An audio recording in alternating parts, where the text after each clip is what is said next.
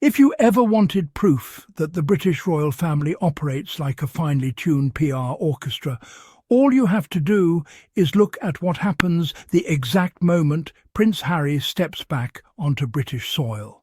Because suddenly the palace remembers how to log into Instagram, dusts off the camera lenses, calls in the sustainability keywords, and unleashes a perfectly timed royal content storm like it's Glastonbury, but with less mud and more blazers.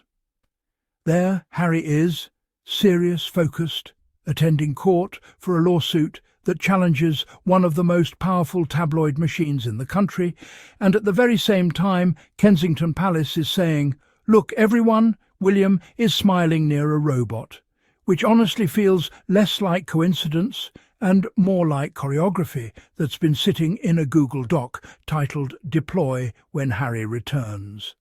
And let's be clear, because context matters here. Harry is not in the UK for nostalgia, tea with biscuits, or dramatic palace reunions that exist only in the imagination of tabloid columnists who need clicks more than they need accuracy. Harry is there because he is taking on the publisher of the Daily Mail in a serious legal battle about alleged illegal information gathering. And that alone already puts him in a completely different category from most royals. Because while others cut ribbons and pose beside plaques, Harry is essentially walking into the lion's den and saying, "No, actually, let's talk about how this whole system works," which is the kind of energy institutions really don't enjoy unless they're the ones holding the microphone.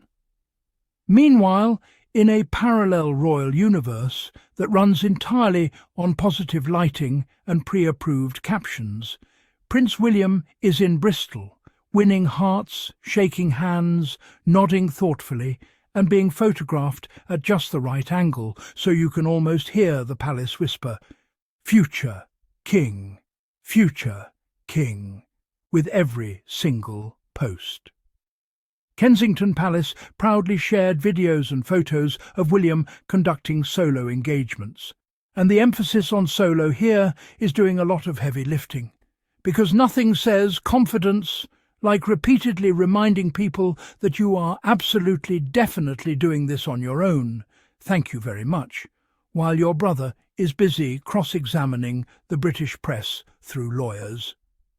William's visit focused on Bristol's achievements in sustainability and innovation, which are admirable topics, truly, because climate change and technology matter. But the comedic timing of it all is impossible to ignore. 1 minute, the headlines are about Harry in court. The next minute, your feed is filled with William standing near scientists discussing Isambard-AI, the UK's most powerful supercomputer, which is impressive, but also feels a bit like bringing out a jet engine when someone asks a difficult question. Because while AI can solve many things, it still can't explain why holding tabloids accountable is treated like a personal vendetta instead of a public service. In one post captioned "Technology for Good," William is seen learning how this extraordinary supercomputer is being used to tackle some of the world's greatest challenges. And again, fantastic, applause all around. But there's a quiet irony humming in the background. Because Harry has spent years talking about technology, data, and media ecosystems, particularly how digital platforms and press narratives impact mental health, public discourse, and democracy itself. And when Harry says it, he's dramatic, emotional, difficult. But when William stands next to a machine the size of a small building, suddenly it's visionary leadership, and everyone must clap politely.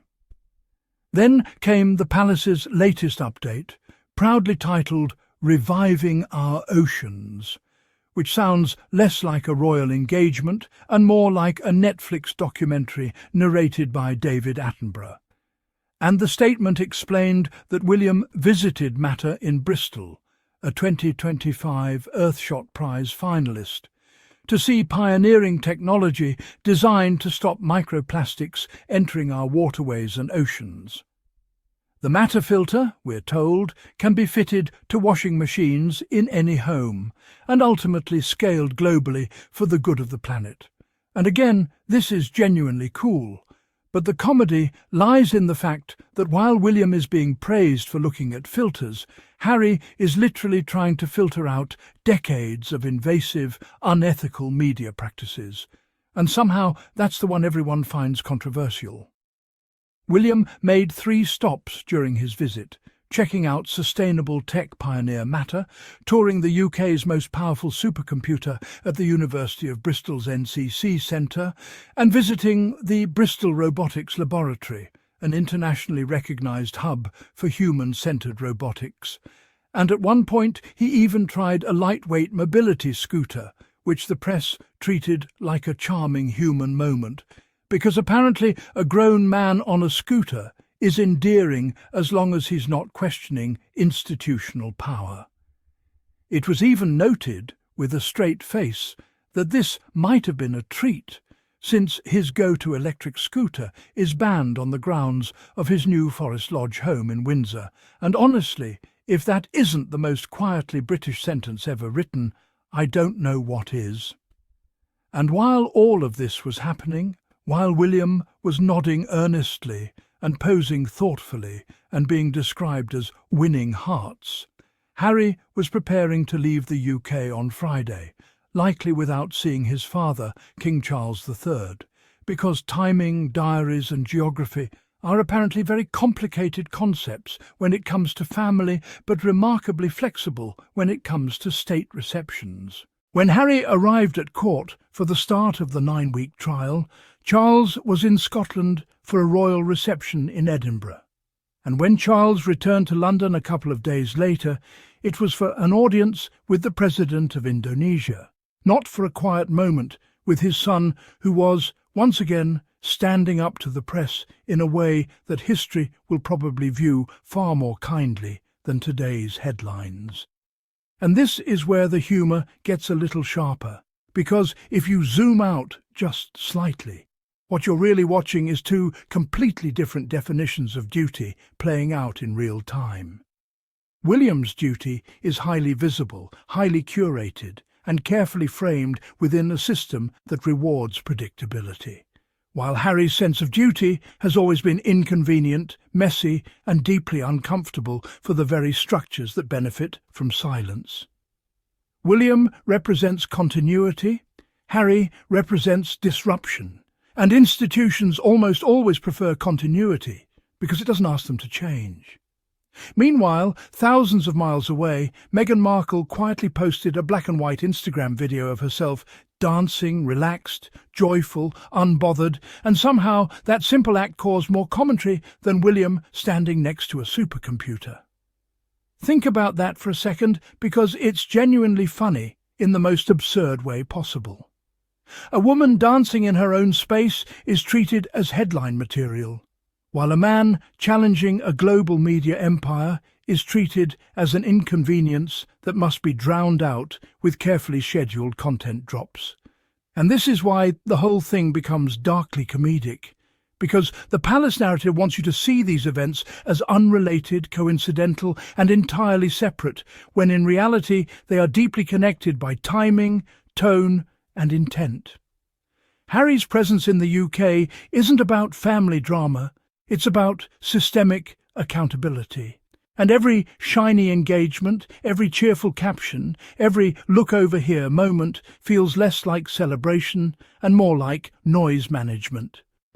What makes it even more ironic is that many of the values William is promoting, sustainability, innovation, responsibility, are values Harry and Meghan have championed for years, often without institutional backing, often at personal cost, and often while being ridiculed for daring to speak too plainly. Harry didn't wait for permission to talk about mental health, racism, or media ethics, and that independence is precisely why he's treated as a problem rather than a pioneer. The truth is, if Harry were quietly attending court without challenging anything, there would be no urgency, no sudden flood of royal content, no need to remind the public who the future king is. But because Harry is doing something that genuinely threatens the status quo, the response has to be louder, shinier, and relentlessly upbeat. You don't fight accountability with arguments, you fight it with distractions. And Kensington Palace has become very, very good at that. And yet, despite all of this, despite the choreography, despite the optics, despite the carefully timed Instagram posts, Harry's story continues to cut through, because people can sense authenticity even when it's inconvenient. There's something deeply compelling about someone who refuses to play the game the way it's always been played, especially when that game has caused so much harm behind the scenes. So while William tours labs and rides scooters and smiles for the camera, Harry stands in courtrooms where the lighting is bad, the stakes are high, and the outcome actually matters. And Meghan dances through the noise, refusing to shrink herself to make others comfortable. And history, if it has taught us anything at all, tends to remember the ones who challenge power far more clearly than the ones who pose beside it. And if you've made it this far, first of all, congratulations. Your attention span is officially stronger than most royal press briefings. And second of all, this is your gentle reminder that if you enjoyed this breakdown, laughed even once, or simply appreciate content that refuses to swallow palace spin without a glass of water, then do me a favor and hit that subscribe button, because it's free, it's painless, and it tells the algorithm that truth with a sense of humor still matters. Drop your thoughts in the comments, because I actually read them, and they're often funnier than the headlines themselves. And don't forget to like and share this video so it reaches people who are tired of being told what to think by the same recycled talking points. And if you'd like to support the channel in a more direct way, you can always buy me a coffee, because investigative sarcasm and long-form royal analysis run on caffeine, curiosity, and a refusal to be quiet. And your support genuinely helps keep this channel independent, unfiltered, and just the right amount of petty. As always, thank you for watching, stay curious, stay critical, and I'll see you in the next one.